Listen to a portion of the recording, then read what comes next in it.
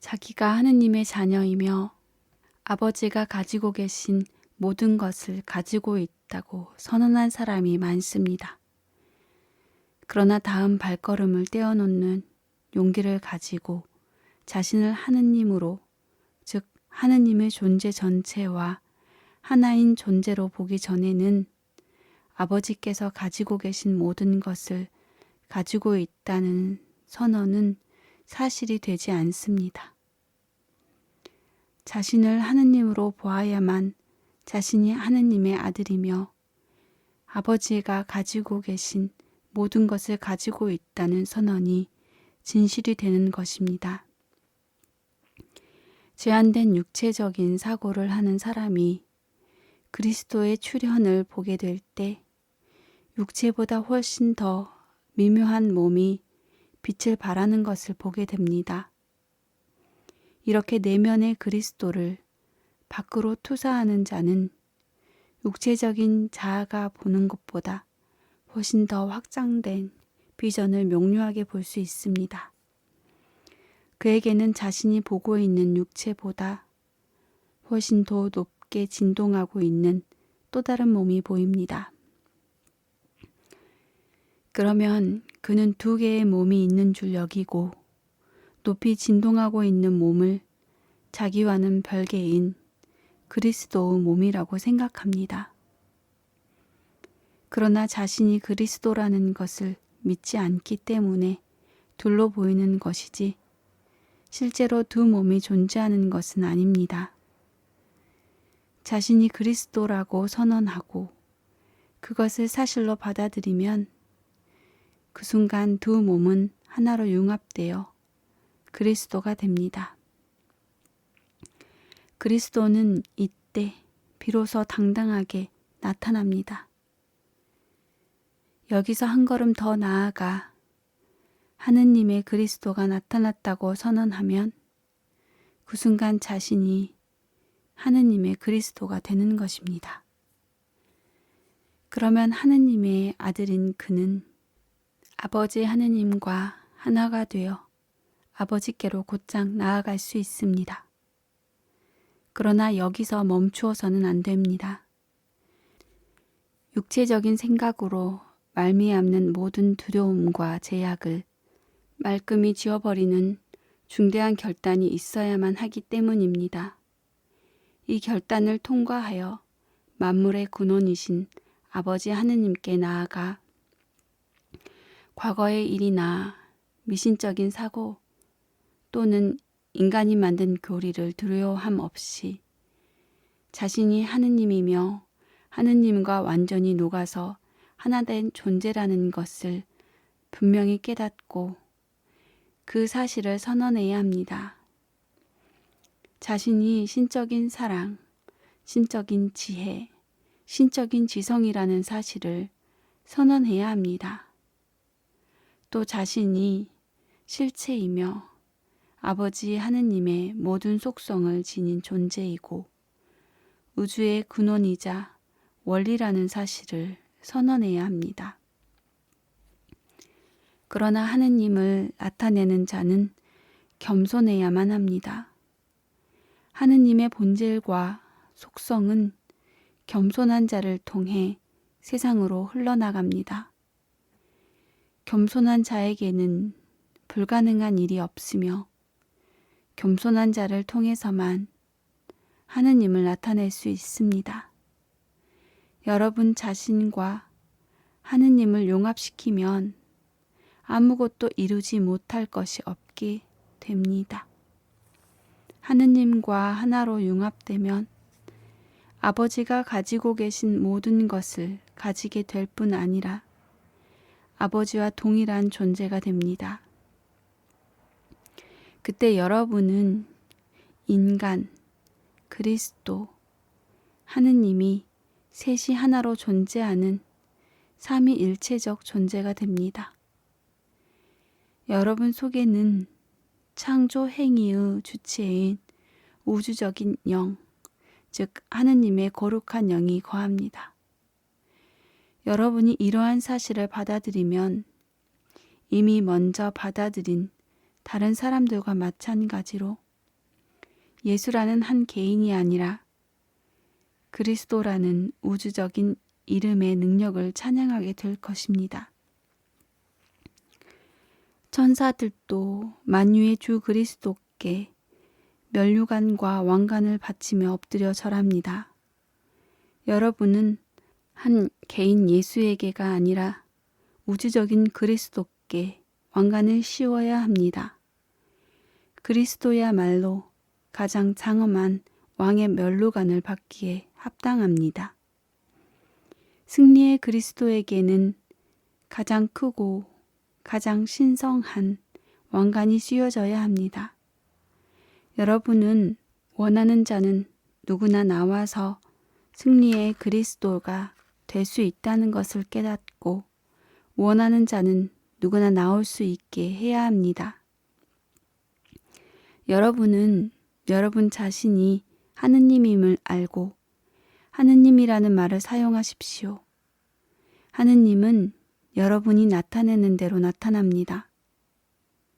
하느님을 자만심이 강하고 편협한 이기주의자로 볼 수는 없습니다.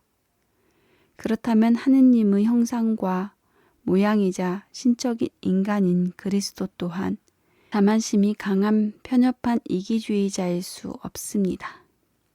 여러분은 신적인 인간이며 하느님과 똑같은 존재가 될 수 있습니다. 나는 아버지 안에 있고 아버지는 내 안에 있다라는 말은 진실입니다. 나와 아버지는 하나입니다. 아버지의 온유함과 전능함이 나의 것이며 하느님과 온 인류는 하나로 연합된 전능한 존재입니다. 하느님과 하나가 되면 부정한 생각이 말끔히 지워지고 그 결과 여러분의 소위 정결치 못한 사고는 영광스러운 곳으로 승화됩니다. 즉, 고상한 이상을 품으면 세속적인 생각이 신적인 생각으로 변한다는 말입니다. 지금 이 순간이야말로 세속적인 혼란의 늪에서 빠져나와 하느님의 평화와 축복이 넘치는 세계로 들어가 하느님의 빛에 휩싸일 수 있는 조로의 기회입니다. 지극히 겸손한 마음으로 그리스도의 왕관을 자신의 머리에 쓰십시오. 여러분 자신 이외에는 그 왕관을 여러분에게 씌워줄 자가 없습니다. 위로 올라가 만물의 근원인 흰 보좌의 일부가 되십시오. 이미 그와 같은 위대한 일을 성취한 다른 사람들과 하나가 되어 하느님과 하나 될 뿐만 아니라 실제로 하느님이 되십시오. 그러면 여러분은 온 세상에 하느님의 속성을 나타낼 수 있게 될 것입니다. 하느님의 에너지는 인간을 통해서 현실화됩니다. 신적인 진동과 같은 종류의 진동을 방출할 수 있는 유기체는 이 세상에 인간밖에 없습니다. 인간은 지고한 신적인 에너지를 지각하고 생성하고 변화시킬 수 있는 고도로 성숙한 유기체입니다. 그래서 하느님은 인간을 통해 자신을 세상에 표현하시는 것입니다. 하느님은 여러분이 고도로 성숙한 유기체가 될 때, 즉 여러분이 자신의 육체를 완전히 제어하여 완전한 몸을 이룰 때 여러분을 통하여 당신 자신을 세상에 표현합니다. 자신의 육체를 온전히 제어할 수 있는 자가 대사이자 메시아요. 진정한 제자입니다. 여러분이 성삼위일체의 모든 속성의 완전한 지배자가 되면 육체를 제어하여 완전한 조화 속에 있을 수 있습니다. 여러분의 참 자아, I am은 인간이며 동시에 그리스도이자 하느님의 그리스도입니다. 더 나아가 여러분은 이 셋이 지구한 존재인 하느님과 결합된 존재입니다. 다른 말로 하자면 여러분이 곧 하느님인 것입니다. 모든 인류는 비전을 확장하여 자신에 관한 진리, 즉 속세의 경험보다 한층 높은 차원의 질 좋은 삶이 존재한다는 사실을 깨달아야 합니다. 그런데 이러한 사실은 사랑과 존경과 예배하는 마음으로 자신의 이상을 동경하고 그 이상에 합당한 생활을 하며 신적인 능력을 올바로 사용하는 길을 따를 때 깨달아집니다. 먼저 인성만을 가지고 있는 인간이 하느님의 독생자인 그리스도 성을 가진 인간이 되고 그 다음에는 자기 속의 그리스도 성을 응시함으로써 하느님의 그리스도가 되어야 합니다.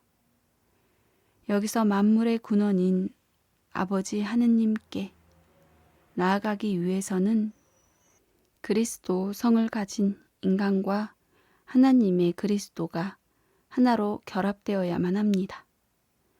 여러분은 인성만을 가진 인간에서 출발하여 그리스도 성을 가진 인간이 되었고 또 그리스도 성을 가진 인간을 하나님의 그리스도 또는 주 하나님으로 변형시켰습니다. 이제 여러분에게 남은 길은 하느님의 그리스도를 영원히 살아계신 하느님에게 접합시키는 일입니다. 별개의 두 존재로 보이는 그리스도와 만물의 아버지 하느님이 결합하여 한 존재가 되어야 합니다. 여러분이 올바로 사용하는 길을 저버리지만 않는다면 모든 일이 가능합니다. 여러분은 온 세상 사람들이 무엇라 하든 개의치 말고 두려움 없이 진리를 따르십시오. 자신의 진정한 영역에 대한 깨달음과 하느님과 하나임이라는 확신이 흔들리지 않는다면 영원토록 만물의 지고한 원리 되시는 아버지와 하나가 되는 것입니다. 이상의 진리에 입각해서 올바로 이해하고 사용한다면 여러분이 가지고 있는 성서의 이야기들은 인간의 영적인 진보와 성취에 대한 훌륭한 비유로 받아들여질 것입니다. 나를 그린 그림 중에서 하늘로부터 나에게 빛이 쏟아져 내리는 것이 있는데 실은 그 빛은 내 몸에서 밖으로 방사된 것입니다. 그런데 그 빛이 하늘에서 왔다는 말도 맞습니다. 왜냐하면 하늘이란 우리를 둘러싸고 있는 빛의 진동이기 때문입니다.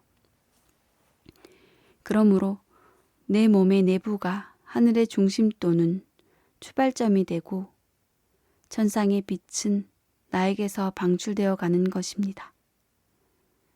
자신의 참 자아가 그 빛의 정수를 받아들인 다음 그 빛 에너지를 자기 속의 자존자 I am 하느님께서 원하시는 농도로 생성 변화시켜 밖으로 방출해야 합니다. 그렇게 방사되는 순수한 빛의 능력에 저항할 수 있는 것은 아무것도 없습니다. 여러분이 보신 바 겟세마네 동산에서 기도하는 나의 모습에 그려진 내 몸에서 방사되고 있는 광선이 바로 이 빛입니다. 그 광선은 하늘에서 내려오는 것이 아니라 내 몸에서 밖으로 방사되고 있는 것입니다. 저와 마찬가지로 여러분도 하느님의 능력을 아무것도 저항하지 못하는 엄청난 힘으로 변형시켜 밖으로 내보낼 수 있습니다. 하느님의 능력은 여러분 주위를 감싸고 있습니다. 여러분은 그 능력을 받아들여 새롭게 생성 변화시킨 다음 여러분 내부에 있는 반사센터를 통해 밖으로 방사할 수 있다는 것을 아셔야 합니다. 이러한 일은 자신의 신적인 유산을 깨닫고 하느님과 하나 된 사람들에 의해 이미 성취된 것입니다.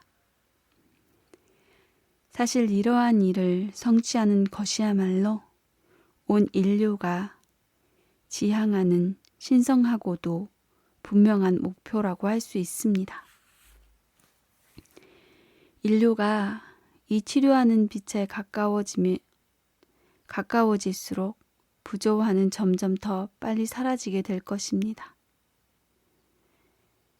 자신이 온 세상에 비친 이 신적인 빛의 진동 안에서 자유롭게 살면서 다른 사람들도 이 빛 안으로 이끌어 들인다면 여러분은 인간 본연의 자리에 보다 더 가까이 접근하게 됩니다.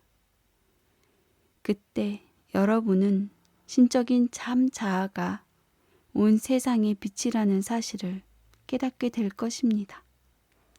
하느님 나라의 잔치는 이미 시작되었습니다. 하느님의 전능자인 참 자아를 앙망하십시오. 몸을 고양시켜 하느님께 바치고 자신의 머리 위에 만유의 주의 왕관을 쓰십시오. 여러분 스스로 왕관을 써야 합니다. 여러분을 대신해서 여러분에게 왕관을 씌워줄 자는 아무도 없습니다. 제 주위에는 아버지 하느님께서 인류를 위해 배려하신 여러 가지 깨달은 사람들이 있습니다. 그들은 영적인 차원에 대한 밝은 이해를 가지고 있습니다. 그래서 그들의 시야 속에는 온 세상이 다 들어옵니다. 그들은 인류가 막연히 느낄 뿐인 것을 알고 있기 때문에 사람들이 소원하는 바를 이루도록 도울 수 있습니다. 그들은 또한 인간의 귀에는 들리지 않는 소리도 듣습니다. 이를테면 그들은 가청 영역을 벗어난 파장으로 진동하는 새들의 노랫소리, 이제 막 껍질을 깨고 태어난 개똥쥐바퀴가 내는 소리, 또는 멀리 들판에서 들려오는 귀뚜라미의 울음소리도 들을 수 있습니다. 그 소리들 중에 어떤 것은 진동수가 1초 동안에 15,000회나 되는 것도 있습니다. 하여튼 그들은 이런 소리들 이외에도 인간의 귀로는 들을 수 없는 수많은 소리를 들을 수 있습니다. 그들은 또한 귀에는 들리지 않지만 인간에게 유익한 정서적인 느낌, 이를테면 사랑이나 평화, 조화로움, 그리고 완전함의 느낌을 불러일으키는 소리를 느끼고 조정할 수 있을 뿐만 아니라 그런 소리를 발산하기도 합니다. 그들은 또 풍요와 큰 기쁨의 진동을 증폭하여 외부로 발산하기도 합니다.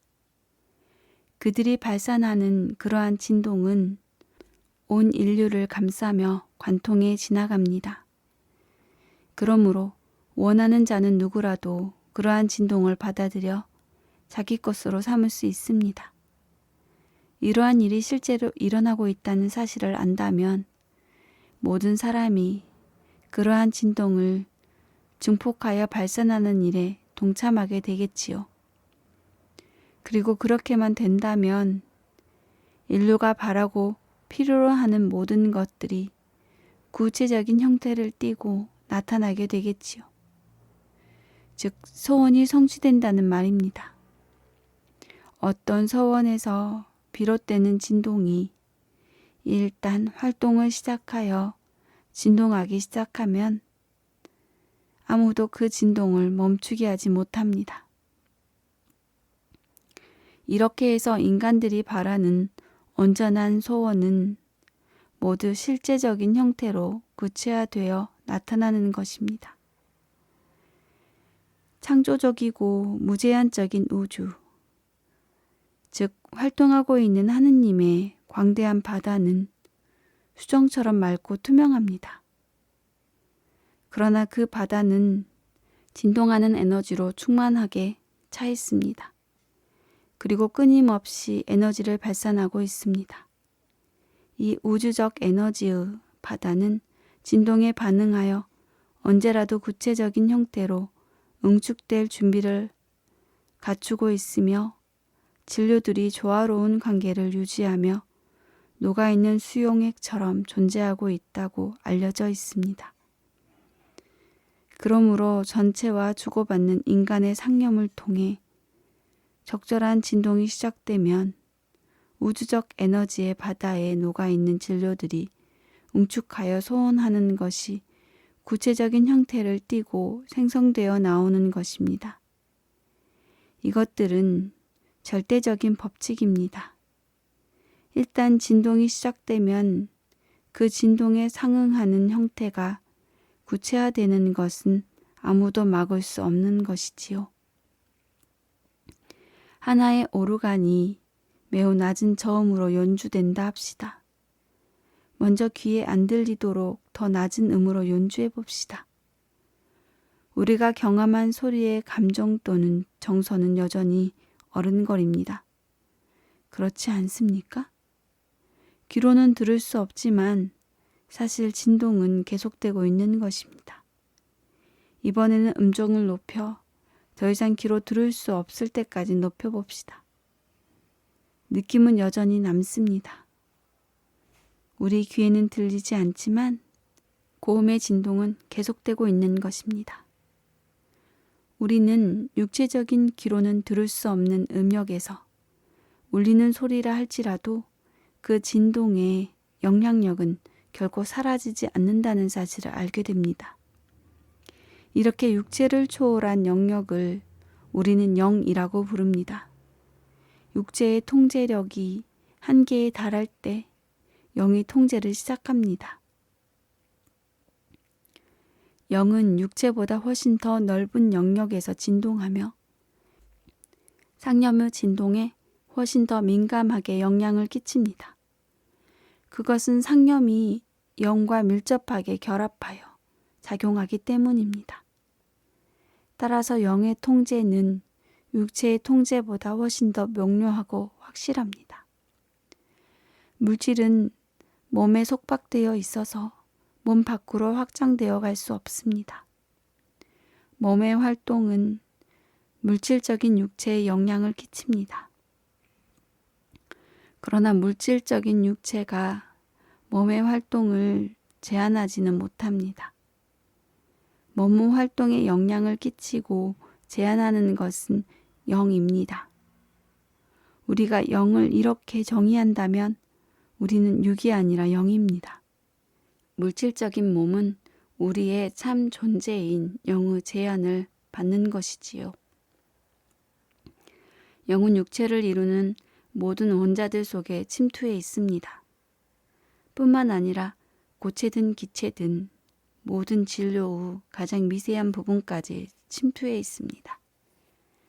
영은 자신 안에서 만물의 원형을 만들어내는 힘입니다. 영이 만든 원형 속에는 진료가 채워지고 그래서 다양한 형태의 사물이 생성되어 나옵니다. 이러한 과정은 진료가 다양한 형태의 사물로 생성되는 유일한 길입니다. 여기서 인간은 진료가 구체적인 형태를 취하도록 상념으로 원형을 투사하는 투영자 내지는 조정자일 뿐입니다. 잠깐 다른 각도에서 설명해 보겠습니다.